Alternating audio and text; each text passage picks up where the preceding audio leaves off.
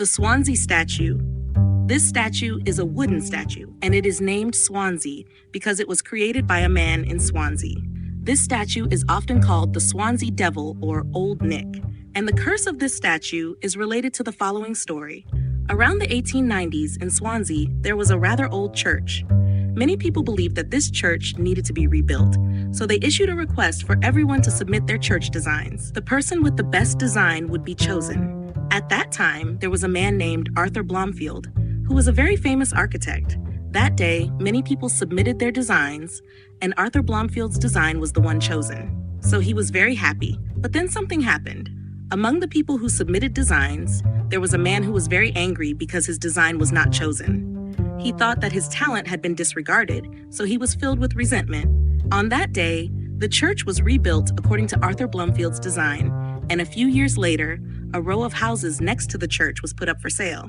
The resentful man bought that row of houses, demolished them, and built a brewery. On that brewery, he placed a wooden statue that he carved himself. This statue faced directly towards the church, and then he cursed the church. When the church was ravaged and burned, his statue remained there, laughing. During World War II, specifically in 1941, the church was bombed, exploded, and severely damaged, even burning down. However, this wooden statue remained unaffected. It could be said that the man's curse had come true. After the war, when the church was rebuilt according to Arthur's original design, the brewery was dismantled and the statue was lost. But later, a man found the statue again and placed it back in its old position. After that, at the location of the statue, a shopping center was built and the owner brought the statue to a museum. Currently, the statue is on display at the Swansea Museum. Overall, this statue only had a curse related to the church and that period, so now the statue is not particularly frightening. Busby's chair. This chair carries an extremely terrifying curse and is related to the following story. Around the 1700s, there was a man named Thomas Busby, who is the main character in this story. There was another man, much older than Busby, named Daniel. The two men lived quite close to each other, and one day, Busby visited Daniel's house. After talking, Busby discovered that Daniel was producing counterfeit money. Daniel then persuaded Busby to join him in producing counterfeit money, and Busby agreed. They began this illegal work at Daniel's house very frequently. Daniel had a daughter, and as Busby worked with Daniel many times, he got to know Daniel's daughter. The two of them fell in love and got married. Everything went smoothly for Busby, but one day, a shocking event occurred. One day, when Busby was very drunk and returning home, he saw his father-in-law, Daniel, sitting in his house. Daniel, with a very angry face, said that Busby had mistreated his daughter. The two started arguing, and since Busby was very drunk, they fought. Daniel was thrown outside, then got up and thought that Busby was too drunk, so he decided to go home and talk later. Busby, now very angry, made a terrible decision. He grabbed a hammer, walked over to Daniel's house, went inside, and killed Daniel right there. Later, the police found Daniel's body, and in 1702, Busby was arrested and sentenced to death. Before his execution, Busby had one request: to drink at his favorite pub. He walked into the pub, sat in a chair, and drank a glass of wine. After drinking, he stood up and did something unexpected. He pointed at the chair he had been sitting in and cursed that anyone who sat in that chair would die. Not long after, he was executed. After a while, strange things began to happen. At that pub, another man sat in Busby's chair, drank as usual, and then went home. When he left the pub, he was found dead. After investigation, it was discovered that he had been murdered by a friend. Then, another man working in construction entered the pub, sat in Busby's chair, and ordered a drink. Later, he returned to work, and just a few hours later, while working on the roof, he accidentally slipped and died that same day. There were also some pilots who entered the pub and sat in Busby's chair. After these pilots went into battle, they never returned. It was believed that Busby's chair had caused the deaths of around 60 people. Later, the pub was bought by another man, and this man knew about the stories related to Busby's chair, so he took the chair to a museum for safety. Currently, Busby's chair is on display at the Thirsk Museum, and it is hung high to prevent anyone from sitting in it. Sometime later, a historian researched the chair and concluded that the chair was made around 1840, while Busby was executed in 1702. Therefore, the chair and Busby had no connection, but all the accidents related to the chair occurred after 1840. Thus, even if the chair had no relation to Busby, the chair itself still carries a very terrifying curse. The Hope Diamond. This is a fairly large diamond, weighing approximately 45.52 carats and having a deep blue color due to some impurities inside. This diamond carries a curse, and it has brought bad luck to many people. Its story begins in 1653 when there was a French man named Tan. He was a specialist in buying and selling diamonds, and one day he went to a diamond mine in India. There he discovered this blue diamond. From the moment he saw it, he was certain that he had to buy it. At that time, the King of France was King Louis XIV, and Tan went to meet the king to sell this blue diamond. The king really liked the diamond and bought it from Tan, naming it the French Blue. Later, he suffered from a severe condition known as gangrene, and he died from it. The next significant story is about King Louis XVI, who inherited the blue diamond. From the moment he possessed it, this king, along with his wife, was publicly executed during the French Revolution, and after that, the diamond was lost. This diamond originated in France, and somehow it made its way to England. In England, many people also owned it. Sometime between 1830 and 1839, the diamond was owned by the Hope family. In this family, the diamond was owned by the grandfather, Henry Philip Hope, inherited by the father, Thomas Hope, then inherited by the daughter, Annie Adele Hope, and finally by the grandson, Lord Francis Hope.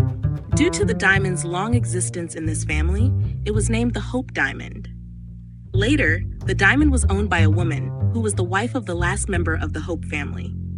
This woman's name was May Yoe, and she was a musical theater actress. After acquiring the diamond, she divorced many times and remarried many times, and in the end, she died in poverty. After a while, the diamond came into the hands of a very powerful man. His name was Edward McLean, and he was the owner of a newspaper company. His wife was also a very famous woman named Evelyn McLean. After the two of them acquired the diamond, Edward suffered from mental illness, and Evelyn contracted pneumonia, which also led to her death. After passing through many other hands, the diamond finally came to its last owner, Henry Winston. He decided not to keep the diamond, but to send it to the National Museum of Natural History at the Smithsonian Institution, where it has been on display ever since. The Hope Diamond has brought bad luck to many more people, but I am only telling a few notable cases. I can't recount them all. The Okiku doll. This is a story that took place in Japan, in the Hokkaido region, and according to Japanese folklore, the story goes as follows. In 1918, there was a little girl named Okiku. One day, her brother gave her a doll. As soon as she received the doll, she loved it very much. But something unfortunate happened afterward, as she passed away from an illness. After that, the family set up an altar for her, and they also placed her favorite doll on it, naming the doll Okiku as well. The family regularly prayed for her there. Afterward, some strange events began to occur. In the house, there were sounds, whispers, and most notably, they saw the doll's hair begin to grow. At first, these signs scared the family, but later, they realized that the doll contained the spirit of little Okiku, so they no longer felt afraid. Later, the family began to move far away, but they wanted to leave the doll behind because they believed that since the doll held the spirit of the little girl, it had to be placed near her grave. Therefore, they didn't take the doll with them, but instead entrusted it to a nearby temple and asked the monks there to take care of it. Currently, the doll's hair continues to grow, so the monks regularly trim it. In this area, many people come to visit the doll, but they are not allowed to take photos of it. Overall, this is a story that is somewhat more sad than it is frightening. The Robert doll.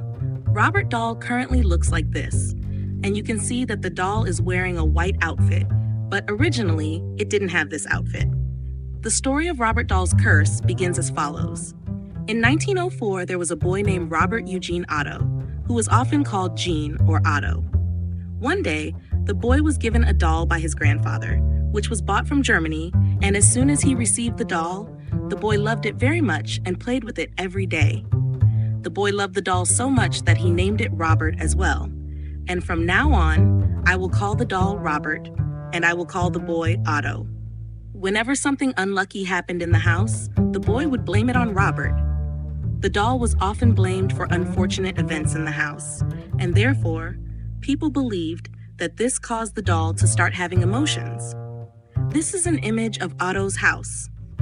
One day, some children were passing by Otto's house and looked up at the window where they saw the doll sitting in the room, and they started seeing Robert Doll move from one spot to another. This scared the children greatly. On some days, when guests came to visit and talked in Otto's house, they noticed that if Robert Doll was sitting nearby, the doll's facial expression would change according to the content of the conversation. Later, Otto passed away, and the house was purchased by a new owner.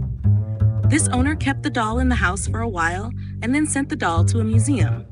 This is the current appearance of Robert Doll, and the doll is wearing a white sailor outfit. This outfit is believed to be Otto's childhood outfit. The doll is currently on display in the museum, and many people come to see it and take pictures. But the story doesn't end here.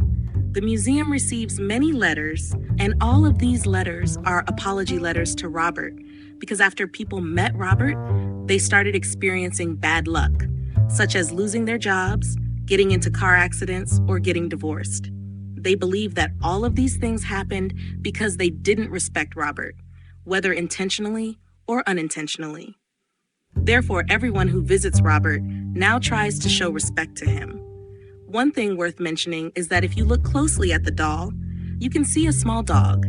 This dog actually has no known origin. Some people believe it's Robert's toy, while others think it was added just to add to the mystery. But overall, the dog isn't related, and the scariest part is still Robert Doll itself, Annabelle doll. When mentioning Annabelle, people often think of this doll as a porcelain doll that only appears in movies.